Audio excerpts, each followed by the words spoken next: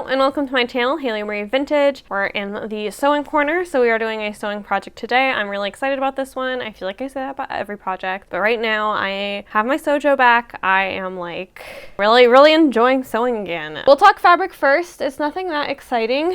This is just a blue linen. I picked this up at Fabric Mart a really long time ago, and I think it's really pretty and fun, and I'm excited about it. But I've had this in my stash in a while, and I've kind of known what I want to do with it, but I've been waiting till I just had the time to like put everything together. So what we're doing today is we're going to be making up this pattern here. This is actually a pretty late pattern for me, being a 1960 pattern. It is just like a very fun kind of relaxed dress, and the reason I'm choosing it is because I wanted to use a trim. The trim here is the trim I'd like to use for this. I think I just flipped you off. I'm so sorry. Because like I think this and that trim will look really nice together. So my thought is I'm gonna put the trim around the cuffs as well as up at the tippy top of the bust line. So like right here. And then the last place I'll put it will be around the skirt, because the skirt are nice square pieces, which is perfect for this trim. And I love that it's sheer. So I think this will be really fun. I think it'll be a little bit experimental, which we love. I think we're gonna have a little bit of a interesting adventure project that's gonna involve a lot of really fun problem solving, because yeah, my thought is bust,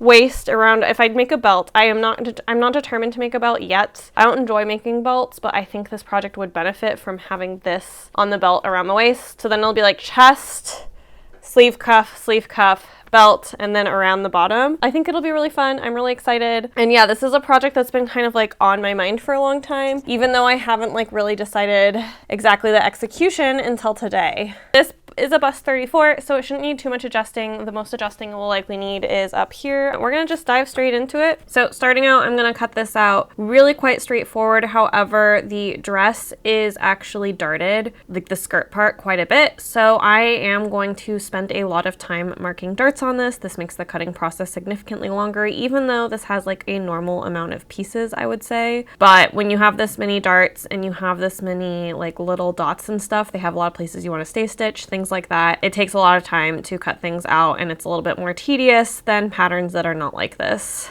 That said, this is your reminder here that I do have a Patreon where you can go over and get a monthly subscription. Over there, you get access to my videos 1 week early on a Monday instead of a Friday, and I always really appreciate the support I get for my channel. Once the marathon of dart marking is over, I am now cutting out my interfacing. In the past few projects, you've seen me use my roll of interfacing, and the reason I didn't use the roll here is this collar is quite thick and like wide, and I would be having to double up too many things, and also I think the interfacing is a tad bit heavy for what I would actually like to use here. First step on this one is a lot of stay stitching. There are a lot of fine points I will be sewing to that I need to have stay stitching to make clipping easier and all sorts of things. This is quite tedious. This is not actually my favorite type of project because of this, but I am learning a bunch of new skills and it will be a really interesting make for me, so that is always exciting. But yes, definitely a lot of stay stitching here, which for my stay stitching, I do one at the stitching line, and then I actually do one back behind the stitching line just because it makes me feel better. I don't think you need to, but it is something I like to do. With that, I get to begin the assembly of the bodice, starting by basting together the back of the bodice, the back center. I am going to be putting a zipper here, so it is a baste stitch. And then I will be doing all the clipping that the pattern tells me to do up to, again, that stay stitch line that I just sewed into everything. Here we are doing it with the armpits, and then the whole back of the bodice will be prepped.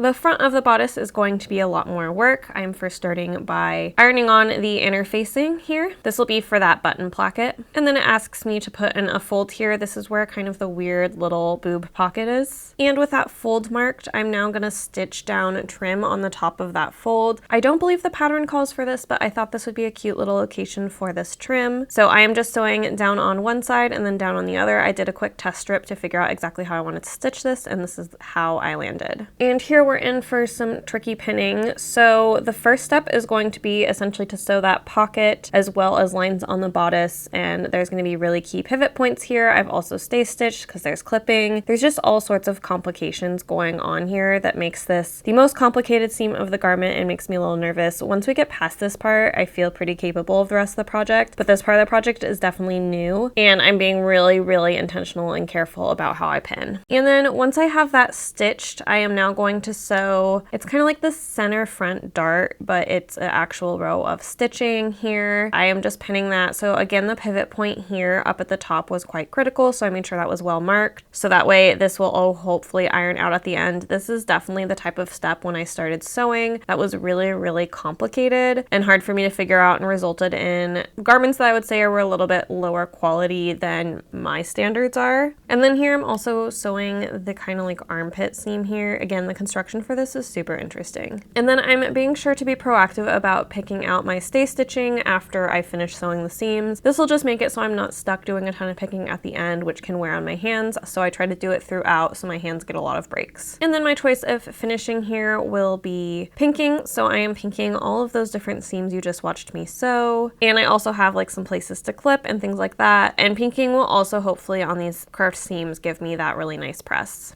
And then the next step here was to sew up the shoulder seams, which is what you're seeing here. This is, again, a really interesting construction, so this is definitely all very new to me, and I was really enjoying going through the steps on this guy. And next we're back to doing a whole bunch of stay stitching, this time for the collar pieces.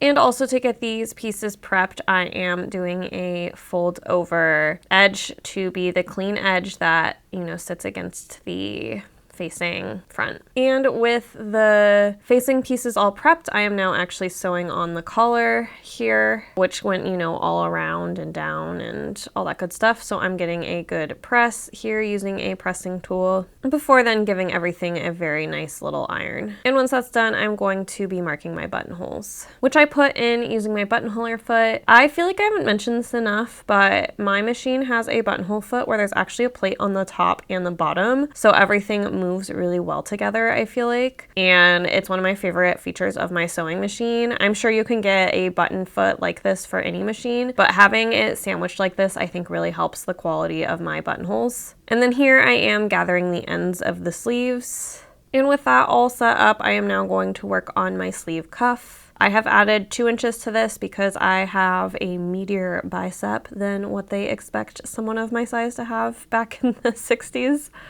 And I'm going to have trim here around the cuff as well. And then I sewed the ends of that together, and now I'm just making sure everything again is pressed really, really well here, including doing the like 5/8 inch press over on the other side, because again, I found this is actually a lot easier to do when you're not maneuvering around a whole sleeve / bodice situation. And I had closed up the armpits, or like the underarm / side bodice seam, off camera, but here I am now finally gathering that sleeve in to the cuff here. Alrighty, it's the next day, it's the morning. I am about to get sewing, a lot of hand sewing obviously. We are here in Media on My Mind. This is the segment where I talk about what I've been watching, consuming, enjoying, all that good stuff, and I have a lot of things. Book-wise, I will say, I just finished the Wicked Lovely series last night. Enjoyable series, I did really like it. I don't know if I'll reread it. Like, I don't know that it has a new special place for me, but it was a great distraction. I really enjoyed it. I enjoyed the characters. I enjoyed the world. I enjoyed it. I don't think it's going to become like a rereading staple for me, which is totally fine. Very few books for me are rereading staples. So I have been watching a lot of things. So I've been watching the newer seasons of Criminal Minds Evolution. I like the Criminal Minds franchise. It's another franchise that I watched very nostalgically. I do enjoy the new episodes. I think the premises are interesting. They honestly kind of lost me season 16, season 17, but now in season 18,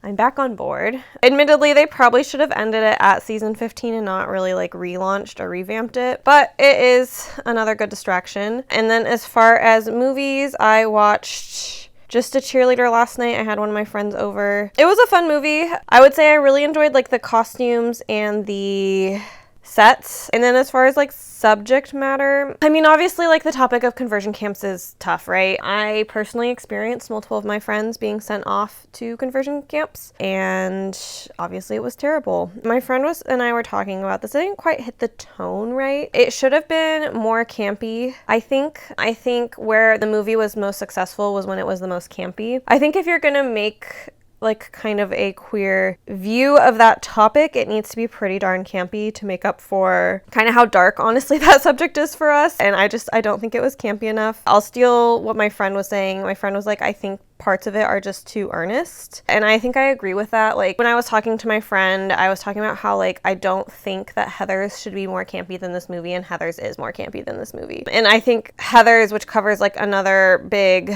like, a lot of, like, traumatic topics from your teenage years, I just feel like they understand that camp is a really good way to kind of, like, talk about these things critically without feeling like a ton of triggering feelings while watching it. I did not find this movie particularly triggering for that. They still kept it, I guess, light enough that it wasn't triggering. It just, the tone wasn't quite right. Some of the casting was bad too, in my opinion. Some of the, like, smaller parts, the actors weren't good. All of the main actors were great, but yeah, the smaller parts, kind of not great. As of right now, when I'm filming this, it is available on Tubi, which means you can watch it for free if you're curious. It was an interesting watch, and for the sets and costumes alone, I would recommend it. Aside from that, I am still deep in Love Island because it is still Love Island. I've been enjoying watching it.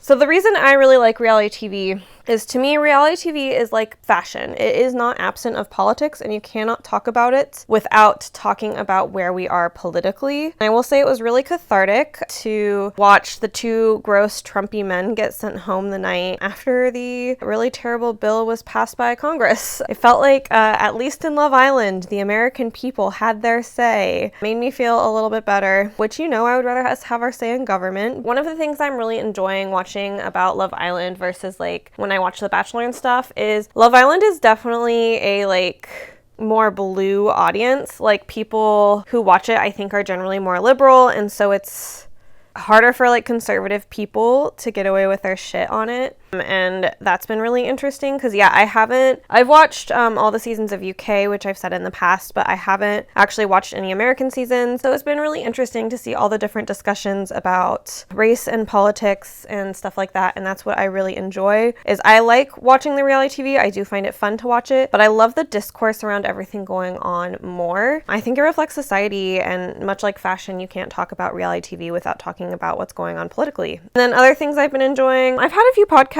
this week that I thought were really, really good. I listened to A Bit Fruity. They put out an episode of Why Is Everyone Going Back Into the Closet, and it was a really interesting discussion about how, like, right now there's a lot of people who have been out gay previously who are now putting themselves back in the closet. I think it's a really important discussion to be having right now, and, like, the discussion on why, especially as, like, things feel a little scary in the US if you're not even a little scary. Things feel downright scary in the US if you're gay, especially I live in the protection of a blue state, but my friends who don't live in the protection of the blue state, I'm actually terrified for. Even living in a blue state, I'm seeing more protests, like kind of queer hate groups show up in my city. I thought this was a really good podcast. I always recommend A Bit Fruity. I think they're fantastic. I always think they're pretty, like, well researched and have some interesting perspective. So yeah, I highly recommend A Bit Fruity anyway. And then I've tuned back into There Are No Girls on the Internet. This is a podcast that I tune in and out of depending on my tolerance for news and, like, things that depress me. To be fair, A Bit Fruity could fall into that category,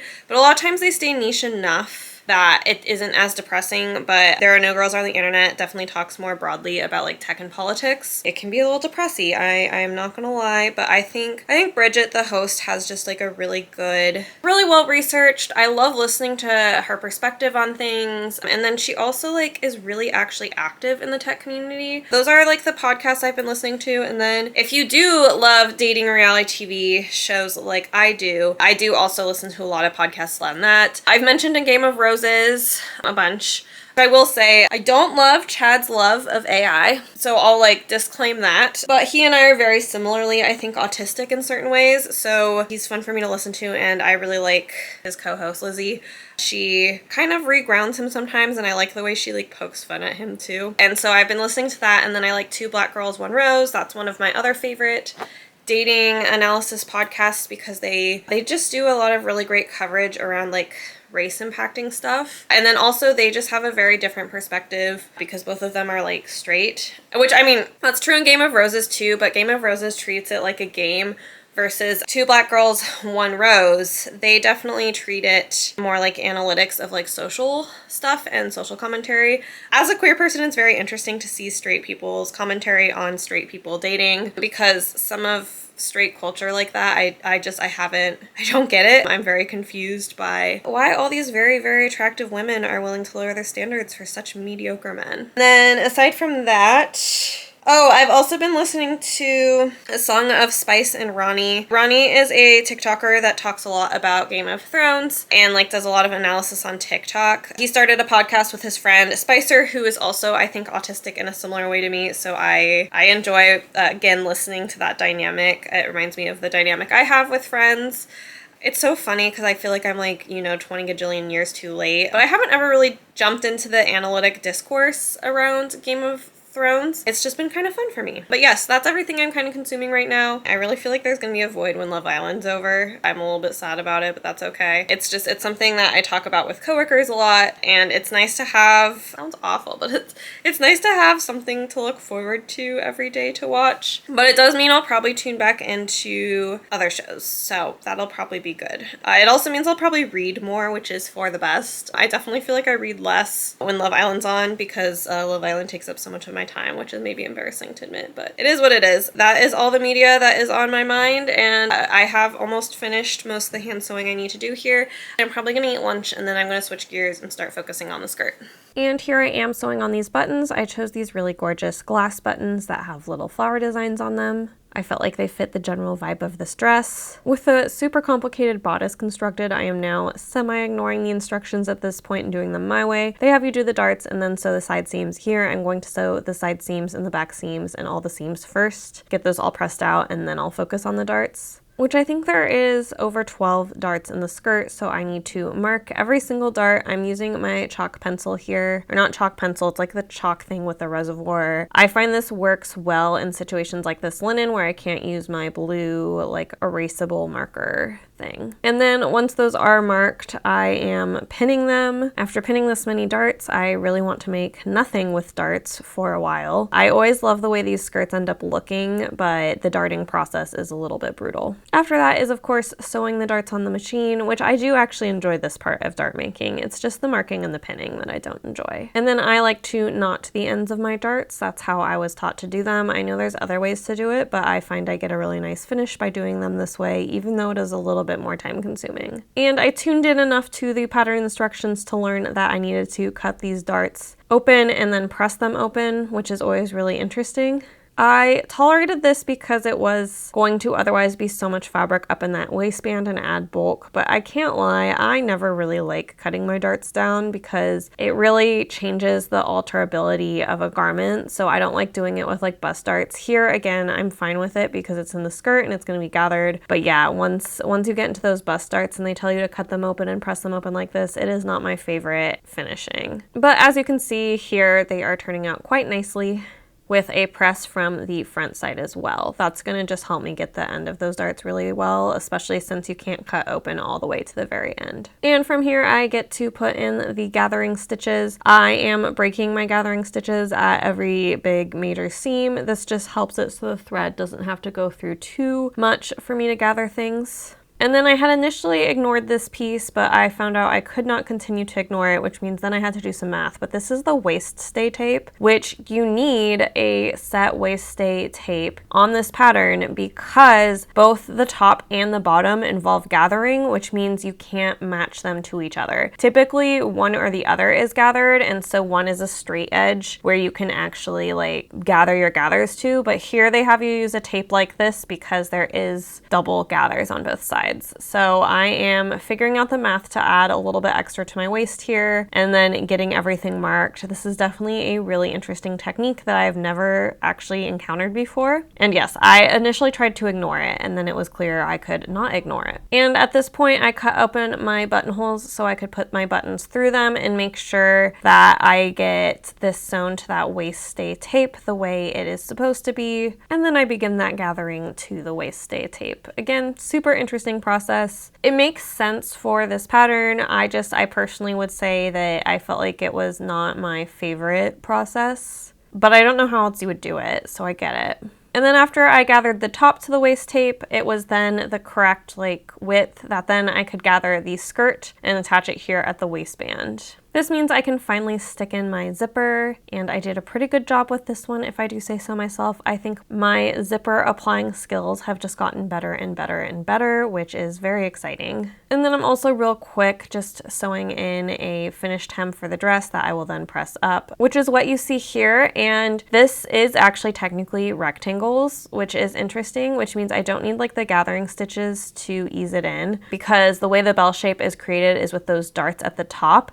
as opposed to a fully curved pattern piece. And then I am slip stitching that hem down, and with that, this main part of the garment is mostly finished. The only thing left is the skirt decoration, which I tried the dress on. I pinned the trim on to figure out where I actually want it to sit on the hem. I made the mistake of not doing this a really long time ago with a project, and I paid dearly for that by having to rip out a ton of hand stitches. So I now do a double check that the trim actually hits where I want it to, and then I'm marking that here. And then I'm just gonna sew that trim on using my machine, because this trim is like kind of more of a machine stitchable thing because it's a trim, not a lace, and it has these really wide twill tapes. I initially had thought about doing this as an insertion lace and then cutting out the middle so that way it would be sheer, but then I actually thought about it and decided I didn't really want that, because sometimes I wear garments under them that I wouldn't necessarily actually want to show. It might not be a peek of a leg, it might be a peek of my chub rub shorts, and that's not really what I want here. So I decided to actually leave this as a normal trim instead of an insertion lace. Also, the way the plastic webbing was on this, I felt suspicious on whether it could hold. I mean, not that the bottom of the hem is that heavy, but even that amount of weight felt a little risky. And then I did another try on with a belt to see if I thought I wanted to make a custom belt for this. And after I finished that up, I did go ahead and pink the waistband to try to trim down some stuff, reduce some bulk, and also make sure I'm not going to have a bunch of fringes sitting at my waist. And then I began the belt. I am very nervous about this because last time I attempted a belt, I failed pretty miserably. So here I am just trying to basically press the fabric around the belt and get it ready to hand stitch from the back. I've watched a lot more tutorials and a lot of different ways to do this after my last failed attempt, and I think this attempt is going to be the most successful for the way that I just work. It might not arguably make the most sense to a normal person, but it makes a lot of sense to me, and that's all that matters. And I actually had finished one of these edges the same way I finished a facing edge, by just that 1/4 inch turn, and then I got everything pressed, so I'm now just hand stitching it down from the back, because obviously you aren't going to see this part of the belt when I'm wearing it. And then once that's done, I am putting on the trim because I wanted the trim around my waist as well. I thought it would be a cute little touch. And then I did some different stitching for the belt. So since this is a buckle that doesn't have a prong that goes through the holes, first I did the double fold over whatever that you do for this, but then on the other side I actually did a skirt hook and eye closure to make sure the belt doesn't come undone as the day goes on, and the end doesn't wildly fly off. I don't know if this is the most effective way to do this. If my waist changes, it will be kind of annoying because I'll have to unpick certain things. It definitely worked, and I think it was effective, and with that I am now ready to show you the reveal of the final look. I'm so proud of this dress.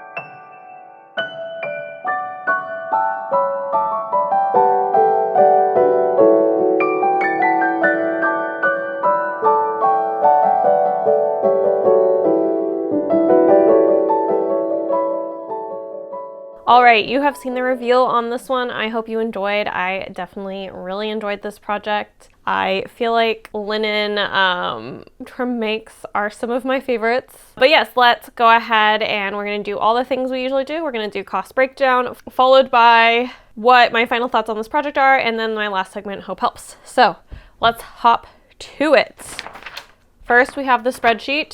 For the budget on this one, I am relatively pleased. My fabric cost $70.87. This was a fabric from Fabric Mart when I actually shopped there in person forever ago. So this one's been sitting in my stash for quite a while, so it's good to get that all done. And then notion-wise, there were a lot of notions happening with this thing. We had the trim, we had the buttons, we had the thread, we had interfacing, we had a belt buckle, zipper, label, all that good stuff. And all of that totals up to $18.48. And then for the pattern, I could not find where or how I acquired this pattern, so I'm gonna guess out in the wild, and the most I'll pay out in the wild is $12 per pattern. So I'm going with $12 per pattern as the price of this pattern. So that brings me to a supply total of $101.35. Kind of expensive, but when you're thinking about real 100% linen, and if you've been hunting for linen clothes anytime recently, linen is expensive. So this is actually a lot cheaper than what I would be able to buy online, and it has more details and fits me perfectly and all of that good stuff. So yeah, I'm pretty happy with that. And then of course we always talk about labor here on this channel for a lot of reasons. One reason being that you and I make our living by selling our labor, and our labor is valuable, and I want to make sure we always address that. Another reason is garment makers are often some of the most taken advantage of and worst paid, and we build a lot of our systems out of exploiting them. So it's just to kind of bring some awareness about all the effort it takes to make a garment. Of course, this is not a one-to-one comparison. I am not in a factory. I do things by hand. There's all sorts of reasons it's not a one-to-one comparison, but it is something to make you guys think about the garment workers making your clothes. If you're paying $5 for a t-shirt, how much is the person who is sewing that getting paid to make it? Chances are not enough to live off of. So this was pretty labor intensive. For some reason it took 2 hours for me to cut it out. I swear I am getting slower and slower at cutting out fabric, and I don't know why. And then as far as sewing, I sewed on like the machine, back and forth between the machine and the iron, for 8 hours and 30 minutes. And then hand sewing, not too shabby on this one, only 2 hours and 15 minutes of hand sewing, which brings me to a total labor of 12 hours and 45 minutes to make this dress, which I actually don't think is bad considering how many details this dress had. And honestly, kind of how funky and much I learned during the construction. I would have not expected this make to be this fast, but it was, so that's great. Here we multiply, and obviously because of aforementioned reasons, we talk about a living wage. Everybody deserves a living wage no matter where they live or who they are or what they do. If you are working, you deserve to be able to pay your rent, pay for groceries, and have a little bit left just for you. Here in Seattle, the living wage is $35.39. Mind you, this is, I believe, almost $13 more than minimum wage. I'd have to check where minimum wage is. It's always going up here, and I'm not always sure where in the cycle, but yes. Right now, even though we have a higher minimum wage than most cities, we are definitely still far behind what a living wage would be. So we multiply that for $35.39 by the 12 hours and 45 minutes to get a labor cost total of $451.22. This brings us to a grand total of $552.57, which is what I would have to do to get my material costs back as well as pay myself a living wage. This doesn't calculate any profit. Most retail companies will put somewhere between 30 and 70% profit on this, which means I would have to sell this for a whole lot more than that 550 something dollars to be a profitable company, which luckily I am sewing just for myself and just for fun, and this is truly for fun and a hobby for me. I think we should think a little bit more about who's making our clothing and what their labor conditions are. Here she is in all her glory. I love this dress. I don't know if it's my favorite I've ever made, but it definitely ranks. It'll definitely, I think, well, I don't know. I've made a lot of great garments this year. I was gonna say it will probably end up in my favorite garments of the year. I think the little pocket in here is so funny. I also love that I can wear my badge using that pocket. And then I love the cuffs. I feel like my placement for the trim was just perfect all across the board. So I loved that. Critique, this is one of the worst collars I've made in recent time. If you see, it's like super baggy and weird on the back. I think it's because I had to split the collar to put the zipper in. I think that's why it's so funky. It is one of those that had like different size for both inner and outer facing. So in the future, I'll probably just use the same pattern piece for both sides. I think if maybe this was a bulkier fabric, yeah, I don't know quite exactly what didn't work about it, but definitely something about splitting it down the middle made it not work as well in the back, because yeah, this is pretty atrocious for me. I would say I've improved a lot on collars. In general, the construction of this took so much day stitching because there were so many just like kind of weird components. I knew it was going to be a weird dress when I started it, but I had no idea how weird it would be. And luckily it turned out really, really cute. Otherwise, a lot of that weirdness would have been for naught. I did finally make a successful belt. Those of you who have been around this channel, and I don't know how often I cut it out of videos, but there's something about making a belt that I'm really bad at. So I'm really proud of this belt. I think it looks great. I think it looks great with the piece and is like the really perfect finishing detail. But yes, I don't understand why making a simple belt is so hard when making a dress that complex is not that hard. I did wear this to work. It was super comfy. It was super great. I can tell this is gonna become one of my favorites, probably even to travel with. So we love anytime we get something like that. I'm pretty pleased with this project. It definitely was a learning curve, which is great. It now takes a fairly weird pattern to challenge me. I sew enough that a lot of things that challenge a lot of people don't really challenge me anymore. So I really love getting to really test my skills with a pattern that I consider just a little bit more complicated and challenging. And that was definitely this project. Now we're just going to move on to our last segment, our Hope Helps segment. And I have something a little different today. I'm struggling right now to find good news in context because this is going to come out probably a month or so after I film this, but we are in the weekend that aid's still not getting into Gaza, which could be literally any point in time. People are being starved at alarming rates because of the aid that Israel is blocking from going into Gaza. So the news has just been hitting really hard. The images are hitting me really hard. Just in general, I just feel really sad. So I wanted to talk about how I like kind of work through when stuff is really heavy in the news, how I work through kind of my despair and turn it into hope. Although turning it into hope is strong, but at least figure out how to cope with it, because things like this, us sitting in despair and saying there's nothing we can do about it, is not helpful. But I would talk you through, yeah, my process of how I get back to a hopeful place when I feel as sad as I do right now. I hardly slept last night. I cried a ton, and I feel really hopeless and helpless and like there's nothing I can do about it. So yeah, I wanted to talk through how I cope with that and how I reframe the narrative, as my therapist would love to say, and try to figure out my space in this. The first step for me to move out of despair is to let myself sit there and feel despair. I'll literally set a timer for like 10, 15, 20 minutes, however long I think I need to be in a mood. And I'll let myself sob. I'll let myself like wail, scream into a pillow, punch a pillow. Like I'll just let myself really feel how sad and often frustrated I am, because often I see something going on and I know that there's not anything really super personally that I can do about it, and it's just like really distressing and upsetting, and like it's hard. And so I let myself really feel that grief and feel that despair and just sit in those feelings for a minute. I am someone who tends to intellectualize my feelings to not feel them, so I've found kind of giving myself a space to really deeply feel my feelings is good. So for example, in this case, I let myself like sob for like 5 minutes until I started like having a tight chest and stomach ache, and then I started to go down a panic attack route, so I had to de-escalate myself a little bit through some other coping techniques. But yes, I let myself just like really feel it, because it's important that you feel those feelings, because if you don't address them, I feel like they just kind of sit there. So yes, I let myself just like really feel the depth of despair that I'm feeling right now. And then from there, after my timer goes off, usually I'll do some self-care, maybe shower, play with Spooky, something to quickly kind of de-escalate those feelings. And then I move towards taking action. So my first step that I do, sometimes I'll set a timer, sometimes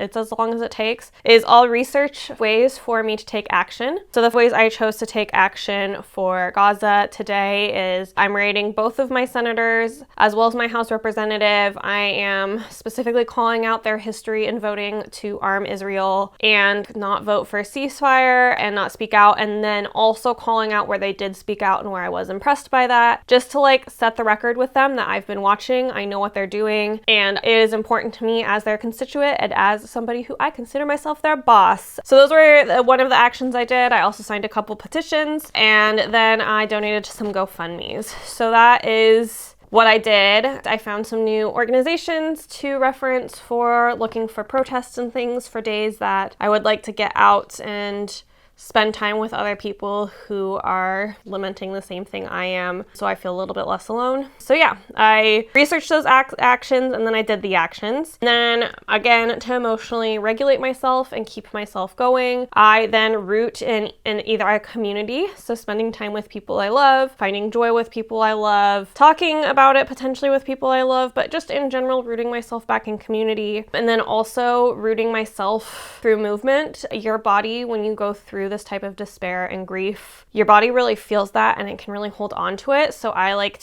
sometimes I like to do like a full hour-long workout where I work really hard, I sweat it out, I do some punching, Other times I will put on my favorite Broadway musical and prance around my house. It really depends on my mood and where I'm at headspace by the time I've worked through these. But this is like how I work to cope with things, because like I really struggle that my tax dollars are being used in a despicable way. I'm upset by the genocide, but there's honestly not very much as an individual I can do, so I did everything I could as an individual. Oh, I forgot to mention, the other thing I've been doing, I don't know if it's any more effective, but every email I send to my representatives, especially the ones critiquing and asking them to change direction, I actually go ahead and print them, sign them, and send them physically in the mail, because it does the double of, it puts my voice in twice to whatever they're counting, but also physical mail is harder to ignore than an email. I get to support the USPS and feed my stamp habit. We need collective change to end this, right? There's lots of different ways to connect. For me today, what it will look like after kind of sitting in this database is I have friends over and I'm going to invite them to, if they want to, I will print out another copy of that letter that I wrote. And they're welcome to sign their name, address, and envelope, and I'll send it out for them. So hopefully that will also be some joint action. I know everybody in my friend group is upset about this. I mean, I don't know how you could not be upset. I don't know how you could see those images of people starving and not be upset. But yeah, no, I definitely just reached a moment where I was like, I just need to really spend some time in my grief and in my despair, so that way I can process that despair and then move forward with hope. So hopefully some of my coping methods are helpful. Hopefully you can think about applying them. I think it's really important to figure out how to regulate these things, and this is a way that I've been able to really take action, let myself feel, while also holding myself accountable in my privilege and making sure I do something. Trust me, I don't think that contacting my senators is going to be a magic answer. I know what country I live in. I'm not delusional, but it's the way I personally can put pressure on my government, and it is really important in these times that we put pressure on our government. Oh, I was going to also mention another trick. I recommend this to my parents sometimes, or a few of my friends who live in red state states. You're like, Haylee, you have blue senators, which I will say I have blue senators who are very bought by Israel, so they don't necessarily actually care about this. But you might have red senators and Republicans and people who are not going to care about Gaza. When you write that letter, you frame it instead as a conservative issue. So in this case, you maybe talk about the deficit, or you talk about basically a conservative talking point about why you don't approve of what is happening, and you pretend you're their voter. It's a really gross feeling. It's yucky. I haven't had to do it in a long time, but I did back when I voted in Colorado. I was in a swing district and often was represented by pretty horrible people. But that would be what I recommend is, if you do have a red senator, framing it as a Republican would, which means, talking about rhetoric that you don't necessarily agree with, but you need to convince them that there's a reason for them to listen to you, and if they know you're never voting for them, they're not going to. Not that they might anyway, but it's worth a shot. Anything's worth a shot at this point, right? But yeah, no, it's feeling pretty dark and pretty sad, and I don't really foresee it getting better. I don't know. I hope. Gosh, I would. In a month, I can't say that I think things are going to be any different. I wish, gosh, this is not a very good hope help segment, but I don't think things are going to be different. It hasn't been different for almost 2 years now. And maybe I'll be wrong. Maybe there will be a difference. But I know that I donated to some people to help hopefully feed their families during this time. And I know that I am pushing on my senators. And the biggest thing is I know I'm not being silent and being complicit in these actions. And it's not really about me, but also I don't know how you stay silent through this. Especially as somebody who I was obsessed with historical fiction. And I did a lot of in-depth reading about the Holocaust and how it happens. And it's why it's really important for me, from taking those lessons from history of speaking out. Because I'm pretty protected, I absolutely need to be speaking out, and I encourage you to speak out as well. You don't see me posting about it all the time, and that's mainly because I think posting is kind of a pat on the back of people considering themselves to have taken action when all they did is share on Instagram, which in some cases for some people is really impactful. I don't have any followers on Instagram, and most of them are sharing the same things I'm sharing, so it kind of feels like an echo chamber. So I like to take my action into more of a physical and real space. But yeah, I don't know. I'm sorry, that was kind of a depressing hope helps, but that's kind of honestly where I am right now. I will still say, like, again, because I have performed all of this like emotional regulation, I do have hope. I don't know that I have hope in this situation right now. Although I did some reading about who are being drafted into the IDF, who are burning their draft letters and protesting, and that gives me hope. So I guess I should lie. I do have hope in this.